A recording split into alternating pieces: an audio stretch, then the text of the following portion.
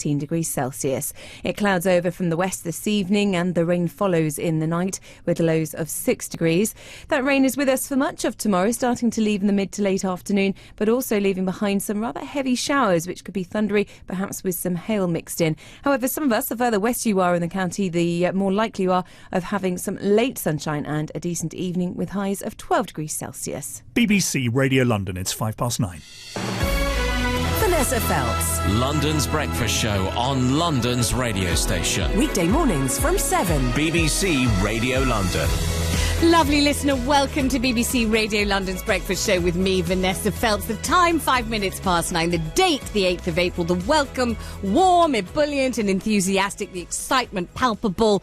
The mayoral debate is poised to commence. We've been talking about it all morning. Now it's truly happening. It is just 4 weeks to go until the next Mayor of London is announced. Londoners will go to the polls on the 5th of May. And this morning we have a debate on the issues that truly matter to you. If you're concerned that something that worries you might not be discussed, you can rectify that instantly by phoning us on 0207 224 2000 to make sure that what you need discussed is discussed precisely when you want to hear about it. Joining me in the studio are 4 people who think that they have what it takes to be Mayor of London. Sian Berry from the Green Party, Sadiq Khan from Labour, Caroline Pidgeon for the Liberal Democrats and Peter Whittle for UKIP. You will notice that there is one name that is not being mentioned this morning, so I'm mentioning it. That is Zac Goldsmith. He was, of course, invited to take part, but he's chosen not to attend the debate today.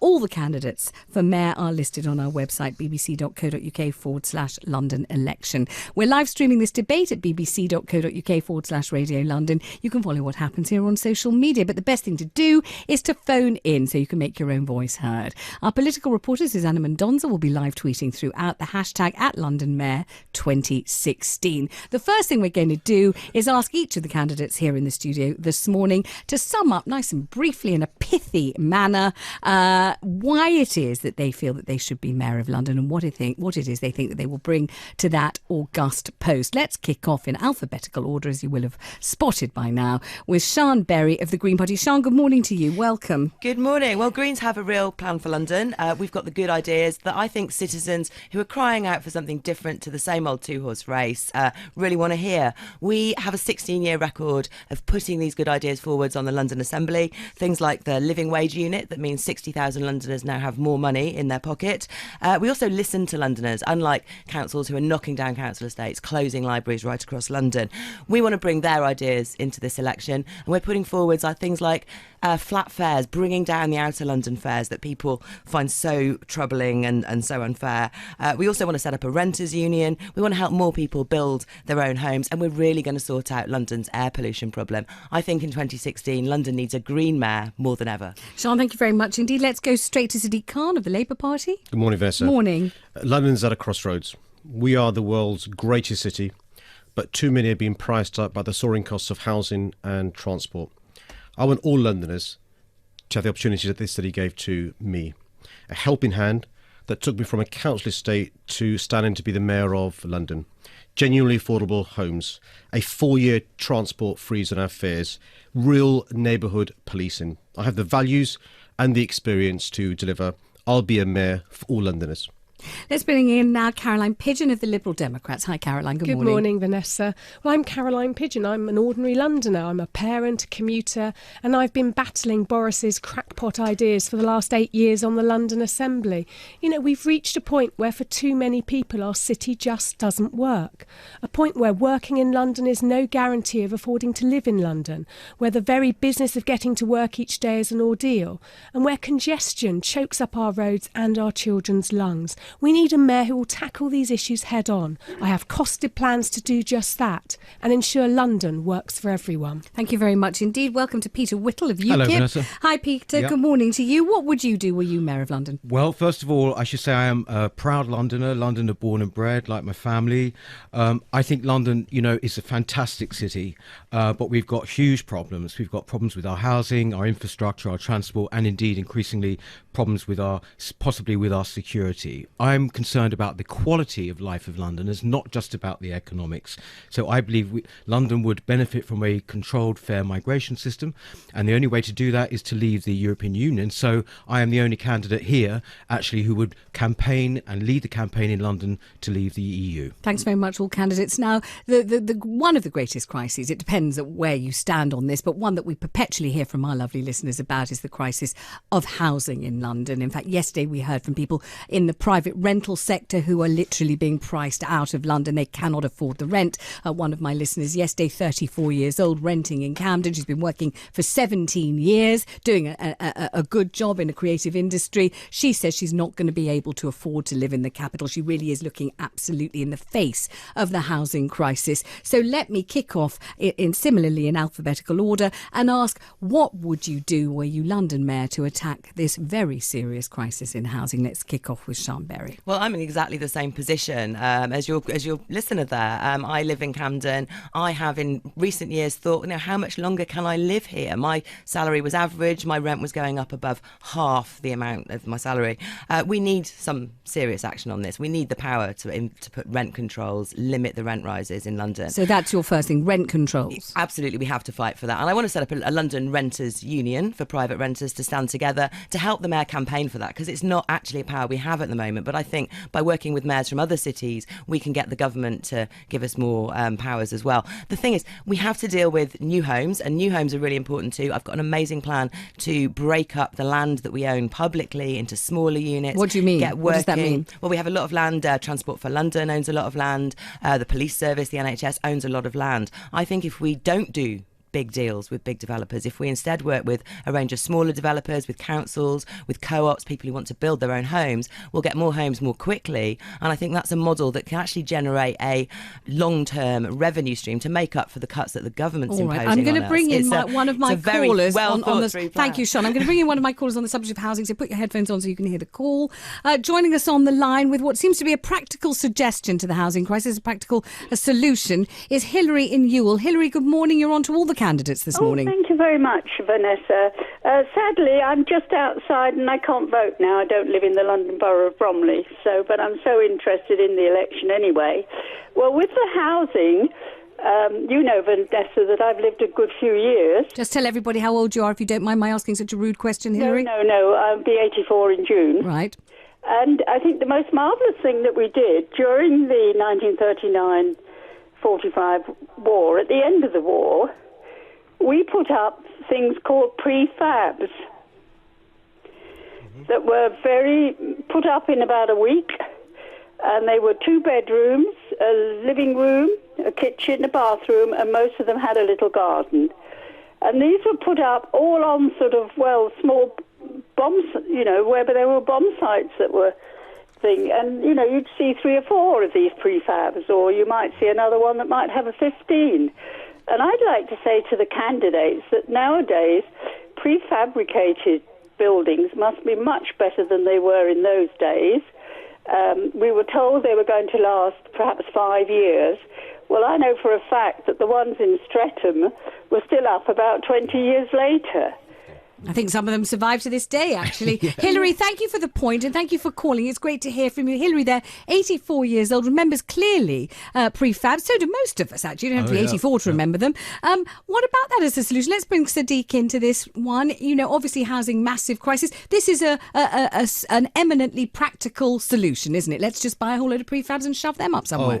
And building experts say that's one way to go, especially with a shortage of materials. But can I address your big question that you asked? Just say, would you entertain the idea of prefabs? Is it a good idea? Why aren't we already doing it? No, and you speak to construction experts and developers, they are starting to do this because obviously there's a shortage of bricks in our country, not just construction workers. We know they're being stolen in the East End. There's a big trade in the yellow bricks. We know that, stolen bricks. So you would consider prefabs. What would you do for the bigger picture, the bigger housing crisis? Absolutely, and Hilary's right. We should learn from the past. We need to build genuinely affordable homes to buy and rent in London.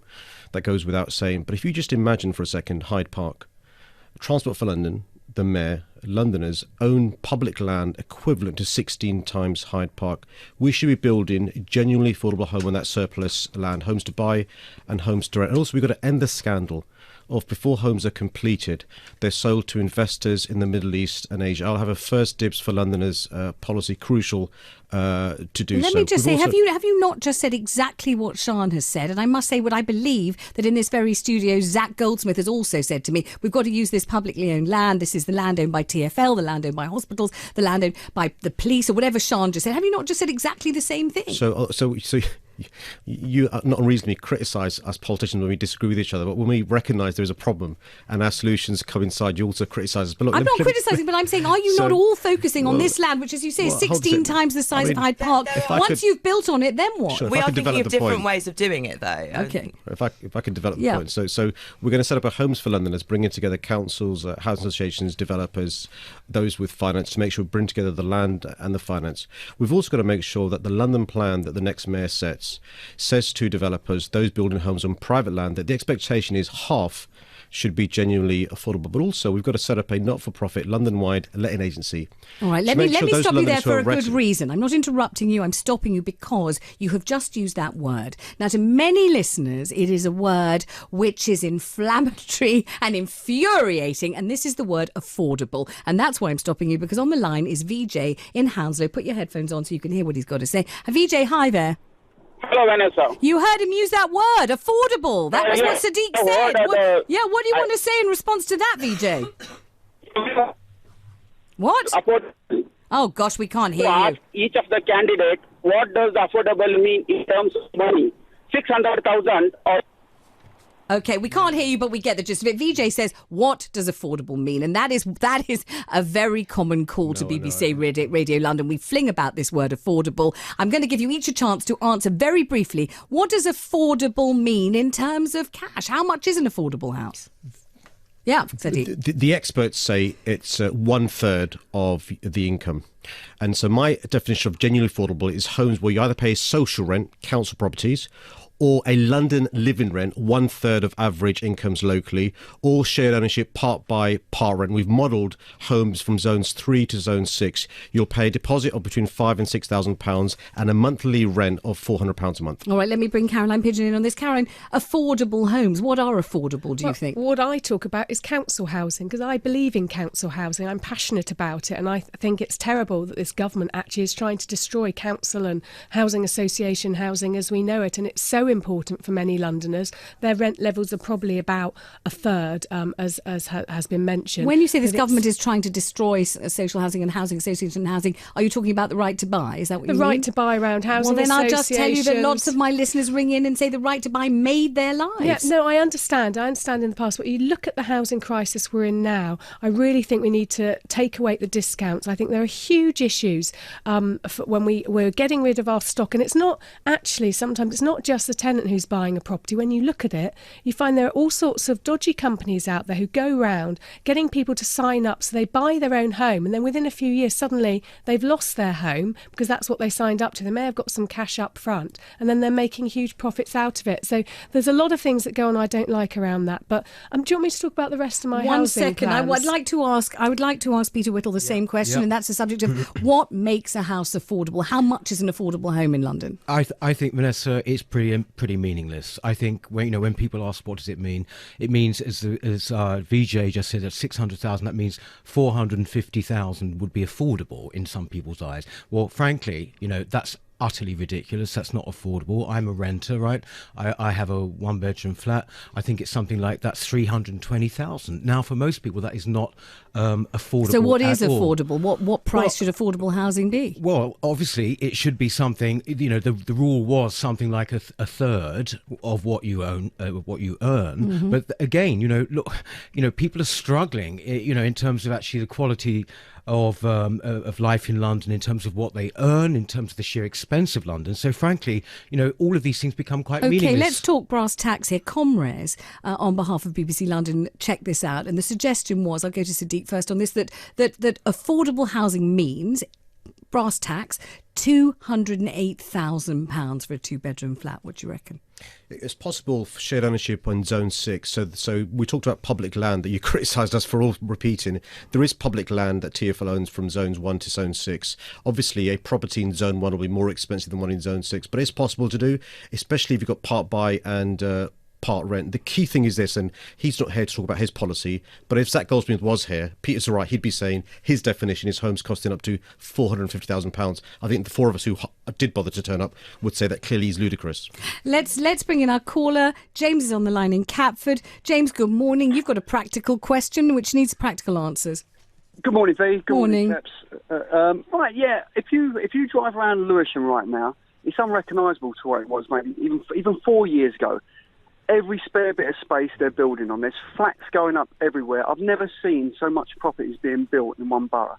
So I don't see their problem being with the amount of properties, but no one can afford these. When is there going to be a cap on the prices of these flats are going to be going at? You've got flats in Deptford now that have just been built behind like the old council tower blocks that were knocked down for these flats, and these flats are going for like £400,000. But are you suggesting, James, a cap on privately built properties? Why on earth would private companies cap the price? Surely that's what business is. You sell for the most you can get.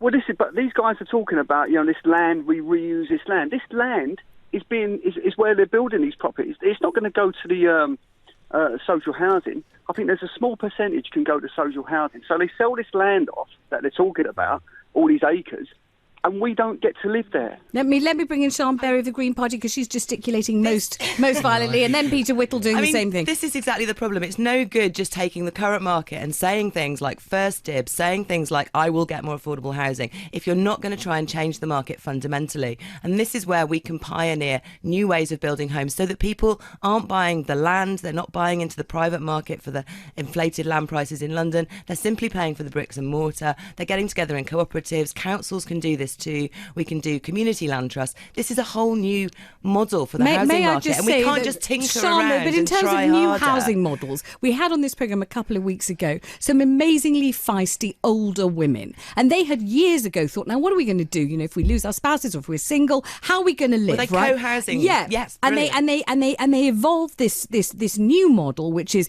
lots of older women living together with some shared communal space but their own front door, blah blah blah, and it was terrifically inspirational. But, and here's the but, it took years to bring about this, and to get the funding and to get the council behind it and every other thing, years and years. And these are particularly sort of accomplished, tenacious women. And so when you talk about new models, remember how long, if you were to be elected mayor, how many years have you got to bring about something as complicated as this? Who's behind things like that and pushing it through, who has the political will to stand up to the big developers. Let's bring Peter Whittle for UKIP in on this. Look, I have to say, we're all talking here about housing. Many people listening at home will be thinking exactly what I think about this, and that is that your own poll last week at the BBC showed that the two most important issues to Londoners were housing and immigration, right? And the fact of the matter is you can talk for all you like about the supply, but what we have in London now is an unprecedented level of migration,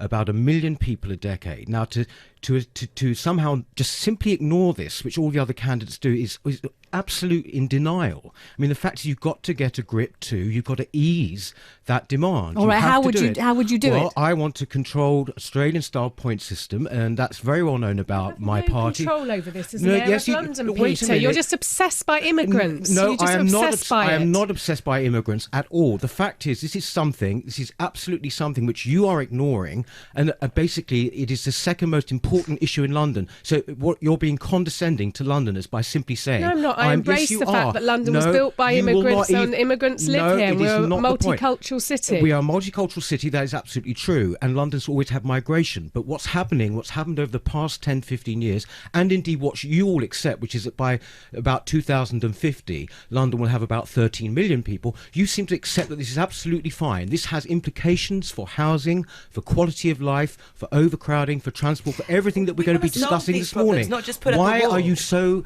concerned about not addressing this issue?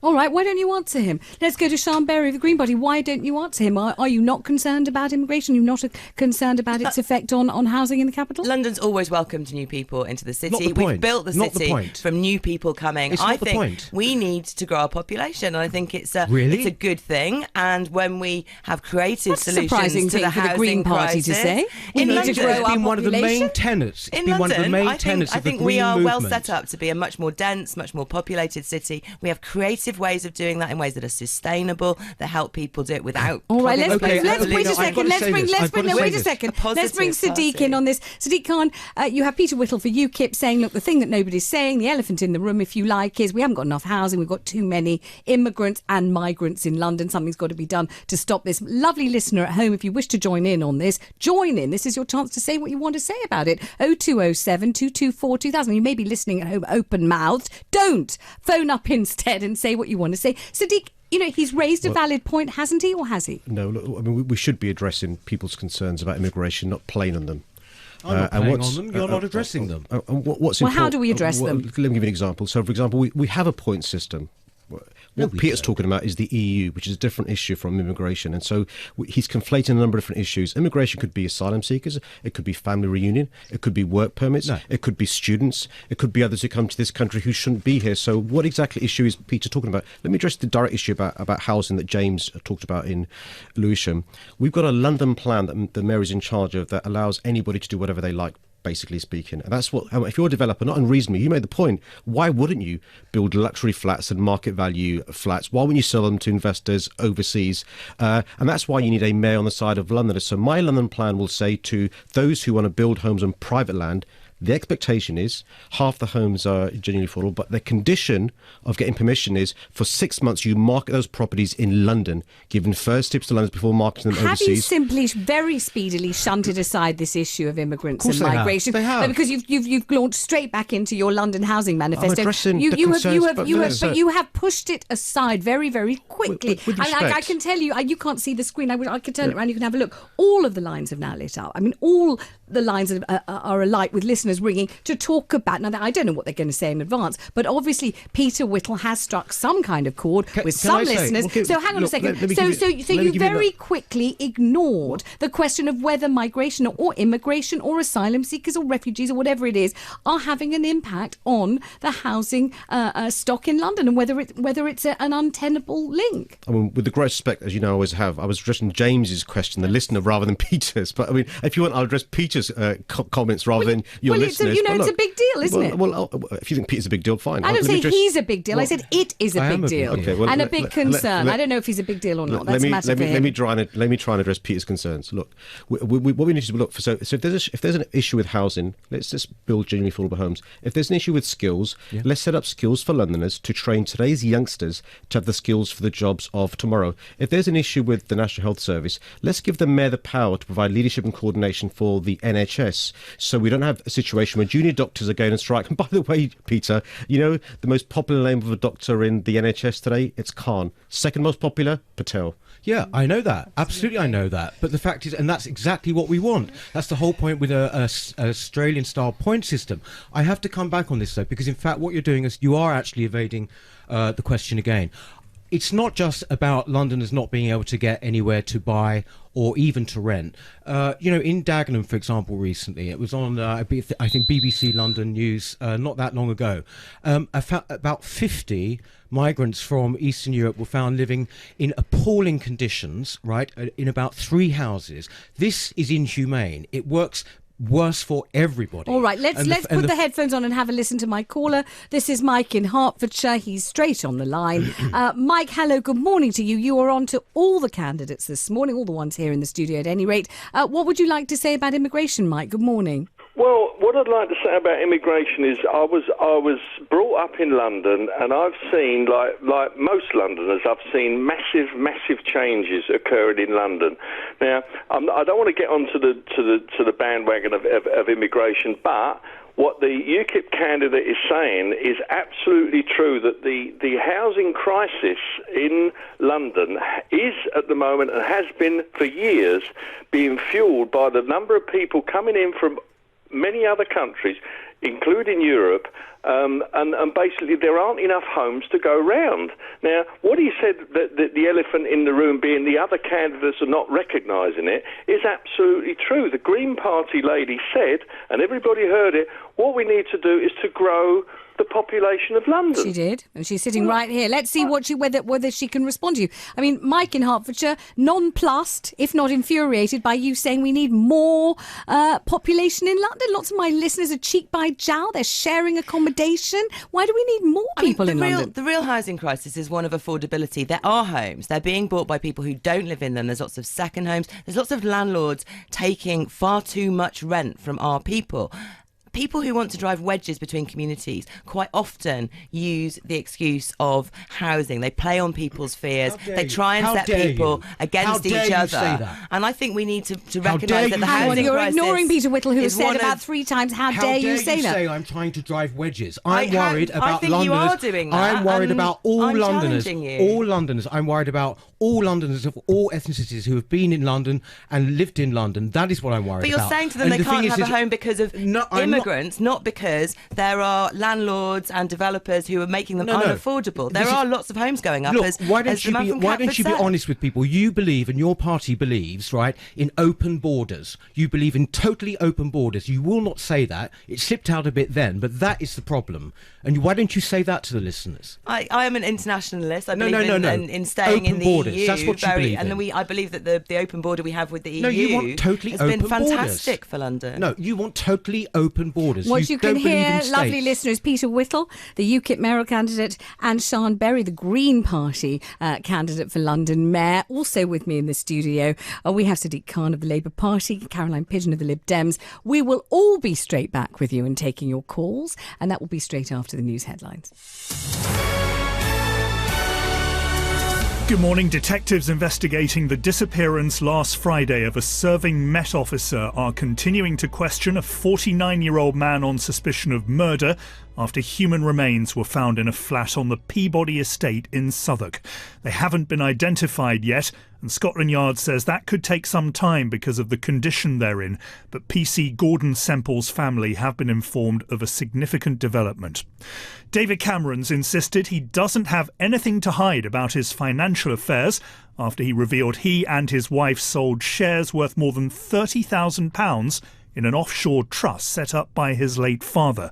But Labour's deputy leader Tom Watson has accused him of hypocrisy, saying it's wrong for the Prime Minister to make judgments on people for doing what he used to do. A boat has arrived at the Turkish port of Dikili carrying a second wave of migrants from Greece as part of the EU deal to reduce the numbers reaching Europe.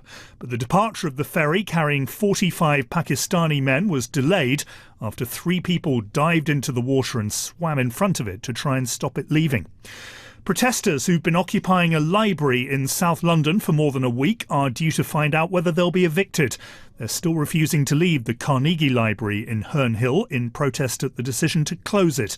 Lambeth Council says the closure is temporary and there are plans for the building to reopen in 2017 with a privately run gym. London's weather, sunny spells and a few isolated showers before it turns wet overnight, with top temperatures of 14 Celsius, 57 Fahrenheit. Now with the BBC Radio London travel, here's Pippa Sparks.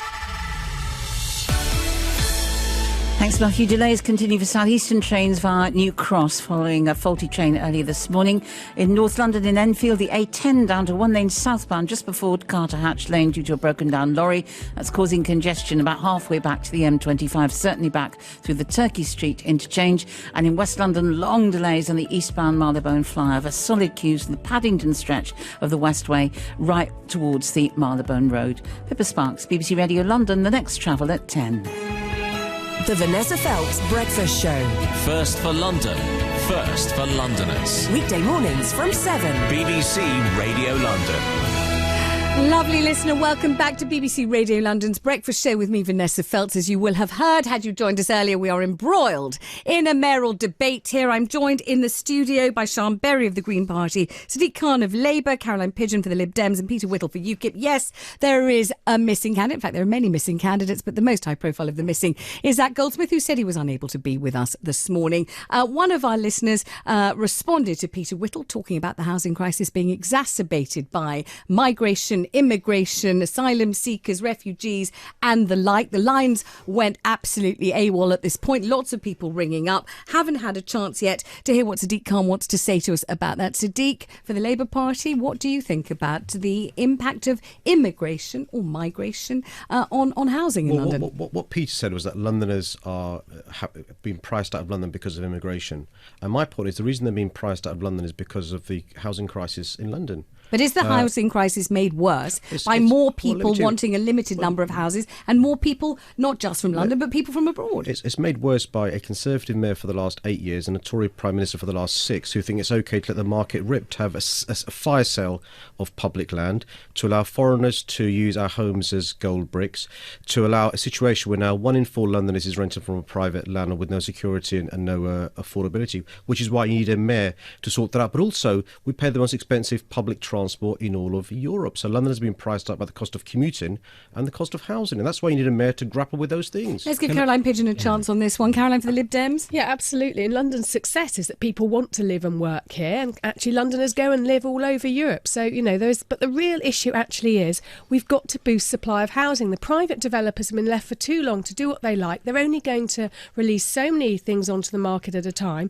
because it's about their profit margins. We need an Olympic effort to tackle the housing crisis. I will build the homes and every needs. time we discuss this on the show, it's only fair to say that private landlords ring up and say, right, if you start controlling our rents, if you start curtailing our ability to earn money, we'll sell our properties. We're not going to carry on doing this. We're not a charity. I'm not going to bring in rent controls. We do it for business reasons. That's why we do it. Yeah, I wouldn't bring in rent controls. I would build 10 times more council homes than Boris has built in the last year and build homes to rent and buy. And with what money would you do this? With what money? Well, I'm the only candidate who's actually putting money into this. I will ask Londoners to continue to pay the £20 a year we've all been paying for the Olympic Games to help my Olympic effort to build the homes we need for Londoners. But we've also, in order to drive this forward, got to train up the workforce. I was at Lewisham Southwark College this week seeing their fantastic construction courses that they run there. We need a state-of-the-art construction academy to train up the next generation of brickies, electricians and plumbers to build the homes we need. And I'll drive all of this forward. Although many people will say we've got lots of brickies, electricians and plumbers coming in from Eastern Europe, undercutting our existing ones. What do we need an academy for? They're already here. We need to know. We've only got half the qualified workforce in London to actually build the homes that we need. And therefore, I would train up. And I was there talking to young people who really want to get into this, into young women as well. And it's really important we train up those people, give them the opportunity to build the homes we need for the next generation of Londoners. All right, now we're going to whiz far faster than we can during the rush hour here in London into the issue of transport, which jams us up in many ways, both physically and financially. It's one of our primary concerns as far as this mayoral election goes. And let us kick off with a caller. Now, this is a gentleman who knows what he's talking about. He's one of our knights of the road. He is the driver of a black London taxi. His name is Tomo. I'm delighted that he's called and he joins us on the line. Tomo, good morning to you. Good morning to everyone. Sir, set your stall out. What do you want to say to the candidates today? As someone who's invested a lot of time as a London taxi driver, I'm also a London tour guide. I'd like to know how much control the future mayor of London is going to have over TfL. With regards to the moment, we're going through a bit of a kerfuffle with credit cards. Now, I've been a taxi driver for 7 years, and I've always taken credit cards. There are some that don't, fair enough. But in October, they're making it mandatory that we do take credit cards.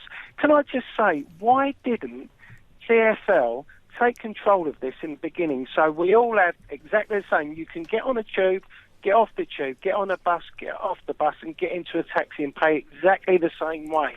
The reason this doesn't happen, and we're going through a thing now where the cab driver has to take the hit on the interest that you pay by a credit card. Why didn't we just insert a credit card system in that you could use for all forms of transport? All right, Tomo, let's get to the answers, otherwise the question will outlive the answers. Let's go to Sadiq Khan first. You hear what he wants to know. Why hasn't that happened? And what kind of responsibility will you take if you become mayor for transport in London, which is an issue that, as you know, concerns very many Londoners? Tomo, the straight answer is because you've had a rubbish mayor for the last 8 years who's been part-time and not interested in these issues. I mean, to be fair, there was the previous mayor that brought in the Oyster card, and because Boris has been part-time and not interested, your trade has suffered. And I've seen the recommendations made by the LTDA, and they're interesting because what they're trying to do is, make sure that we use the innovation to support the black cab trade. You are iconic. You are crucial to public transport in London. Disabled Londoners get about London because of the black cab, but I worry about the future, which is why I want to support your trade. So, for example, when the new electric vehicles come on stream, we need to make sure they're fit for purpose for the 21st century. So you're not, in years to come, having to retrofit those black cars with the hard-earned money that you earn. Let's bring in Sian for the Green Party. Sian Barry. I mean, there's a lot going on in the cab trade at the moment, and I think Sadiq is right that Boris just hasn't put the effort into the attention to detail that's needed on an issue that's this complicated. I've met with the cab drivers, I've met with the cab representatives, the minicab firms, I've met with Uber as well, and there's a lot of constructive policies being put forwards by the black cab drivers themselves. They do need the grants to switch to the electric cabs as soon as possible. Peter and Whittle, I think on the turn. payments thing, they need help as well. I think, Tomo, hi, Tomo. You say you're also a London tour guide, but I'm afraid as a cab driver, you're already a London tour guide because, they are quite unique in the world in terms of all the knowledge and everything that you've done. The fact is, I think that it has been totally neglected. What happens is that the black cabs people suck up to them before an election, and they're completely Is that what's ignored. happening now? Are you doing that? No, I'm not, because the fact is with the black cabs is that Sian says about electrification, fine. But the fact is, before we even get to that point, if something isn't done, they will be extinct anyway, electric what would or you not. do? Well, what I want to do is basically have a completely level playing field with private hire car vehicles. So, for example, if you're going to have a PHV license, you should be able to at least speak the language. You should have some knowledge of London, at least for a year's knowledge of London, driving in London. This is a hugely important thing. More importantly, something like 700 PHV licenses are being given out now weekly. This is extraordinary, and this has simply got to stop. Right, let's go to Caroline Pidgeon for this one. Yeah, I mean, TfL and the Mayor have been woefully inadequate in the issue of taxi and private hire, led a really hard-hitting piece of work on the London Assembly, and they've mishandled bringing in credit cards, which actually most passengers want. I'm a big fan of black taxis, and I will help the trade move to new, cleaner vehicles with cheaper running costs. And I also support passengers having a choice, but passengers have got to be safe, whether you use black taxis or private hire. So I will crack down on any loopholes which allow drivers to not be fully insured, and I'll more than double the number of enforcement officers to crack down on rogue operators and drivers across London to make sure passengers safe and make sure that we can protect and enhance our iconic black taxi All right, service. now a question from Tim. Tim's on the line in Camberwell. Tim, good morning. Welcome. Hi. I just wanted to ask what the candidates are proposing to do about transport in inner London, because obviously we hear a lot about Crossrail 2, etc., etc. But when it came to what actually made me, I just couldn't believe this happened, is the extension of the Northern Line to the new luxury development in Battersea. Which basically doesn't really help anybody and doesn't even go as far as Clapham Junction, which, other than kind of Northcote Road and those places, has some of the most prized estates in London. Likewise, with the Bakerloo line extension, there was a public consultation. TfL basically completely ignored the result, which was people overwhelmingly asked for the extension to go through Camberwell and Peckham, again, one of the poorest areas in London. And instead it's going down the Old Kent Road, where there can be some nice new developments, which obviously won't be affordable to anybody. So while it's all well and good talking about Crossrail 2, people being able to come in from Surrey, all the rest of it, what are you going to do about transport for the people who actually live in inner London? All right, let's kick off with Sadiq on this one.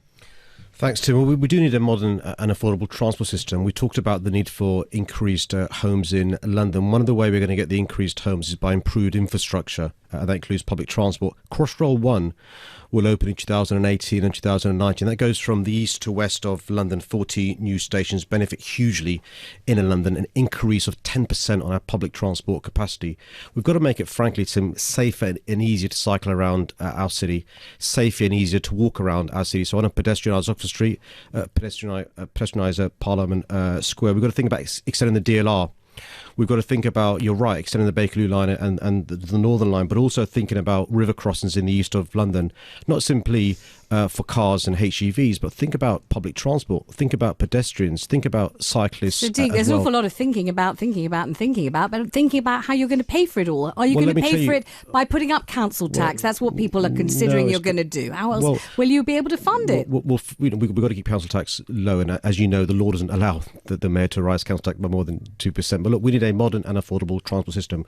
The TfL budget every year is £12 billion. TfL is good, but it's flabby. That's £48 billion over the next 4 years. I was the minister responsible for Crossrail, and before I was doing Crossrail, I was the minister in communities and took through a bill called the Business Rate Supplement Act, but people don't realise this, but London's businesses pay an additional £4.3 billion towards Crossrail 1. We need to think about innovative ways to fund public transport projects. Okay, Caroline, let's just Caroline. Absolutely, and as someone who lived in Camberwell for many, many years, I know the transport issues there only too well, and there aren't the development opportunities. The Bakerloo line, I supported the two-line solution. I think that needs investigating. But if we can't get that, we need to be looking at whether we can get a Camberwell stop on the Thameslink lines. And I've recently written to Network Rail about that to see whether they're progressing anything there, because I think that could be the option that helps residents in Camberwell. But the other things I'll be doing, I'll bring in half-price fares by 7:30 in the morning if you travel in early and use pay-as-you-go to really help low-income earners going in early, and hopefully encouraging a few of you to get up a bit earlier to travel in earlier, get a cheaper fare, and also help ease the overcrowding. But I'll also bring in a 1-hour bus ticket, which will really help people in Camberwell who rely on buses, so you can change buses as many times as you like, but you'd only pay one fare.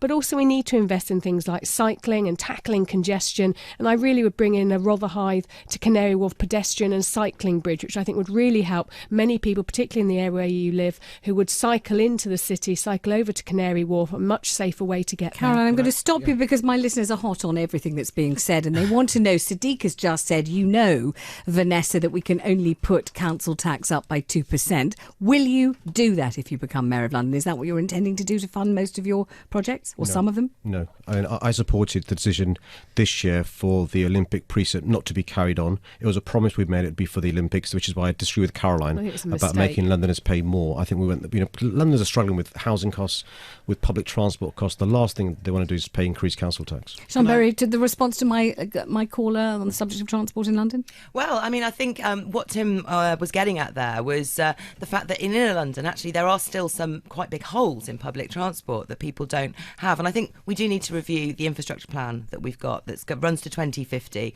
has some very ridiculous projects in it to do with tunnelling with roads. We can save a lot of money on those and invest those in new things. There was a project, the Cross River Tram, that would have made a big difference to Peckham as well. When I last stood for mayor in 2008, every time I went down in that area, everyone was very, very excited. And Boris cancelled that plan. So we need to be doing more things like that. And I would pay for it with... and I also want to pay for reducing the fares in outer London as well. And I do that with sensible charges, a fair, new, smart congestion charge, charges on workplace parking spaces. How much would you put up the congestion charge? Well, the congestion charge itself, I mean, the zone we have in the centre of London is actually 13 years old. It's a creaking system. It's a very blunt instrument. So the actual thing we need to do is replace it with something much smarter that charges you by distance, by time of day, gives you incentives to travel at different times to help free up the roads to do more things with the space, like put in cycle All right, roads. let's just bring in Peter Whittle. I'm just about to bring you in. That's exactly what I'm doing. So that suits both of us. With the inner London transport, absolutely, we need it needs to be completely it needs to be upgraded, it needs to be modernised. We need investment in it. But the way we do that, how do we get the money? Well, first of all, I would say that we should oppose all those sort of vanity projects, which for some reason or other this mayor's sort of been wedded to. We don't need a garden bridge, basically. Hurrah! We don't need a garden bridge. So there's agreement there from the Lib Dems, from the Green Body. Sadiq, do you want the garden bridge? No, hang on, wait a minute. Hang on, wait, I just want to see. Do you? I do, but it's got to be a lot cheaper for the public. You like the garden bridge? Right. The idea is a good one. There are real questions about the procurement process. I think Boris needs to be more transparent about procurement. But the idea of a bridge for pedestrians and cyclists is a good one. We need to make sure, though, that the taxpayer is not lumbered with the bill. Okay. Yeah, I know. A cycling and pedestrian bridge somewhere down in Woolwich, yes, I agree. But what you don't need is sort of something, which is essentially a vanity project, which the public actually, by the way, unless they don't know this, are actually going to be footing the bill for in terms of maintenance maintenance in perpetuity, right? Every day on my way to work on the DLR, I go under this thing called the cable car. It's like a load of empty boxes going across the sky. Totally pointless, set it off. Also, what you should do is I would campaign to stop HS2, which is this high-speed train, which is going to cost 80 billion. It's going to decimate parts of North London. It's going to cause huge disruption for about 10 years. It's going to hurt businesses. It's going to hurt green spaces. OK, let's just check on that one. So that's Peter Whittle for UKIP saying he'd stop HS2. Sian Berry of the Greens? Well, HS2 would demolish half of Camden, where I'm a local councillor, so I'm firmly against it too. Sadiq Khan? I don't think the mayor can stop HS2, but I think Sian's right. There are issues around the station at Euston. Caroline Pidgeon? Yeah, I would look to mitigate the issues, particularly around Euston and some other parts of the route in London. All but right. I think overall it's a say good one scheme. more No, up, because please? we're running and we're Okay, talking faster and faster and time is ebbing away. Let's talk to Sheila. She's on the line in Islington. Sheila, good morning to you. Sheila, hello, on line 4. Hello. Hi there. What do you want to know, Sheila? Well, I just wanted to ask how they're going to deal with public cuts. What do you mean public cuts? Cuts in public services. Our hospitals being closed, social services being run down. We've got three hospitals which are threatened with closure, like the Whittington, Charing Cross, Lewisham, all these hospitals, and people are up in arms about it. So I'd just like to know what their attitude is, towards cuts in public services. All right, good question, Sheila. Let's run it by them. Let's start with Sadiq Khan. What do you think? She's worried about cuts. So is everybody. Sheila, unfortunately, at the moment, the mayor's only responsible for public health inequality. I want the mayor to be in charge of leadership and coordination of the NHS in London. I think, when you look at London versus New York and Tokyo, London, we spend 7% of the taxes we raise in London. New York spends 50%, Tokyo 70%. I think the government should be giving the mayor much more powers. There's a big social care black hole issue. You referred to A&Es closing down, maternity units closing down at a time of rising population. We've got a social care black hole of £1.7 billion, and I think I'd rather trust a mayor of London making those decisions for Londoners rather than Jeremy Hunt and his civil servants. Thank you. Let's bring in Sian for the Green Party. The wider cuts the government have been making to public services, particularly to local council budgets, is absolutely outrageous. But we can in London help the councils to deal with these in different ways. At the moment, we've got people occupying their library in Lambeth because Lambeth Council have decided to implement cuts by handing over the library to a gym. I mean, that's not particularly a good thing to do. And I think on the NHS, on education, on things like libraries, the mayor does need to take a strategic view to bring people together, come up with creative solutions, listen to the community, because the community down in Lambeth have a lot of ideas of how that library could be kept running. In terms of health, the mayor has to be the real ambassador for London and make the case to government to get more funding. I want to see the London Ambulance Service come under the mayor. It used to be under the GLC. We've seen it go into special measures in recent years. There are real serious issues there. I want to see that managed much more closely with the other blue light services by the mayor. But we also need overall the mayor to have a far greater say over health and public health services in London. And with a growing population, goodness me, it makes no sense to be closing hospitals. We need to be growing our health services in London to meet the needs of our population. Peter Whittle for UKIP? Yeah, no, I think, as Caroline said, it's one of those areas that if we're honest, obviously the mayor has virtually no jurisdiction over at the moment. But of course, it is appalling the way some of our local services are being cut. Sian mentioned libraries. Libraries are a hub of a community, actually. They are an absolute hub. And the fact is that I think the figure escapes me, but they're closing at a shocking rate. And this sort of thing is just simply unacceptable. What the mayor can do, and in fact, I think the mayor, most important role for the mayor actually is to be a campaigner, to be a voice for Londoners. He should absolutely, she should put themselves on the front line of all such campaigns. All right, thank you. Let's go to Kerry. Kerry's on the line in Romford with a topical question this morning. Hello, Kerry. Welcome to the programme. Good morning. Good morning. Thanks for having me on the programme. Great pleasure. What would you like to know? I'm disappointed that the Tory Zac Goldsmith has failed to turn up, but that is typical of a Tory, I think.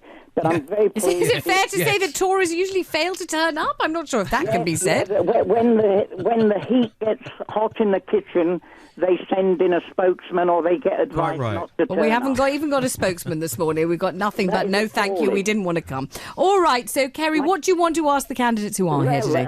My question is, do the candidates have the benefit of a trust fund like Zac Goldsmith, who is reported to have purchased his London home through a Cayman Island trust set up by his father? I'm not actually say, first of all, Zac Goldsmith isn't here to defend himself, but what if the answer is yes to that question? What difference would that make to whether they're capable of being Mayor of London or not? They have secret trust funds in their name. If it's a secret, do you expect them to disclose it right here on the programme, Kerry? Absolutely, because Zac has made a great point of disclosing his for the last 6 years. He didn't go further back than 6 years, and people are wondering why he didn't go further than 6 years ago, and people think there's a bit of murkiness in the past. But so can your current team give advice to those of us that don't have trust But funds? just as in the case of David Cameron this morning, surely you are attempting to visit the sins or indeed the skills of the father upon the son. If you inherit a trust fund, it's not your fault. You can't do anything to stop yourself inheriting it, can you? No, but it's the way you use it, and Zac has used it to purchase his London home. What's wrong with that? Well, nothing, but I'd like to know the opinions of the members who have actually... You know that Sadiq Khan's father was a bus driver. It's unlikely he's got a trust fund. He's told us his father was a bus driver how many million times in this campaign? Sadiq, do you have a trust fund? Do you have any offshore funds? Have you purchased some kind of palace in Richmond via some trust fund that's offshore, yes or no? Vanessa, thank you for mentioning what my dad did. I wondered which of us would do it first. This time it was me.